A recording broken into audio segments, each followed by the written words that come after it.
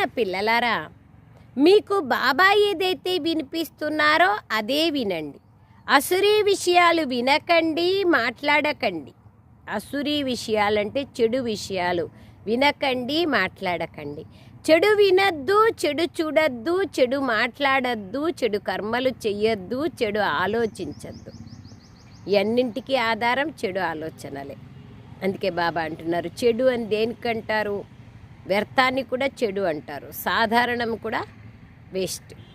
దానికే బాబా అంటున్నారు, బాబా ఏదైతే వినిపిస్తున్నారో అదే వినండి. ప్రశ్న: పిల్లలైన మీకు బాబా ద్వారా ఏ నిశ్చయం ఏర్పడింది? బాబా మీ తండ్రి, టీచర్ మరియు సద్గురువు కూడా. ఈ నిశ్చయం బాబా ద్వారా ఏర్పడింది. ఈ స్మృతిలో ఉండేందుకు మీరు పురుషార్థం చెయ్యండి. కానీ మాయ ఈ విషయాన్నే మరిపింపచేస్తుంది. అజ్ఞాన కాలంలో మాయ విషయమే ఉండదు, మునిగే ఉంటారు. ఇంకా మాయ విషయం ఎక్కడి నుంచి వచ్చింది? ప్రశ్న, ఇంకొక ప్రశ్న: ఏ చార్టుని రాయడంలో విశాల బుద్ధి కావాలి పిల్లలకు?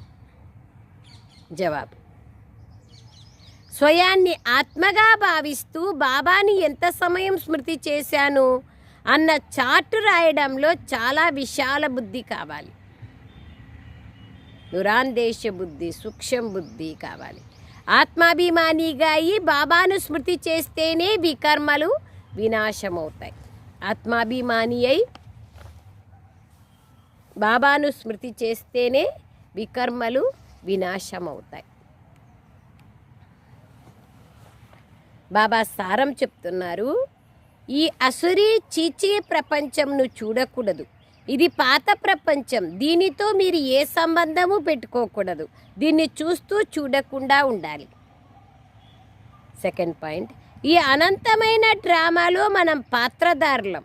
ఈ విషయం మీలో క్షణక్షణము గుర్తుండాలి. ఏదైతే గడిచిపోయిందో అది మళ్ళీ తిరిగి జరుగుతుంది. దీన్ని మీ స్మృతిలో ఉంచుకొని ప్రతి విషయంలోనూ పాస్ కావాలి. విశాల బుద్ధి కలవారిగా కావాలి. డ్రామాలో మనం పాత్రధారులము.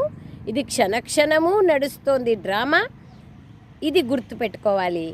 ప్రతి విషయంలోనూ పాస్ అవ్వాలి. ఏదైనా విషయం రాని డ్రామాలో విశాల బుద్ధి కలవాళ్ళుగా కావాలి. వరదానం: రియాలిటీ ద్వారా రాయల్టీ యొక్క ప్రత్యక్ష రూపాన్ని చూపించే సాక్షాత్కార మూర్తులుగా కండి. రియాలిటీ ద్వారా రాయల్టీ యొక్క ప్రత్యక్ష రూపాన్ని చూపించే సాక్షాత్కార మూర్తులుగా కండి. సో బాబా చెప్తున్నారు విశేషంగా, ఓం శాంతి. ఇప్పుడు టీచర్ వచ్చారని విద్యార్థులు అర్థం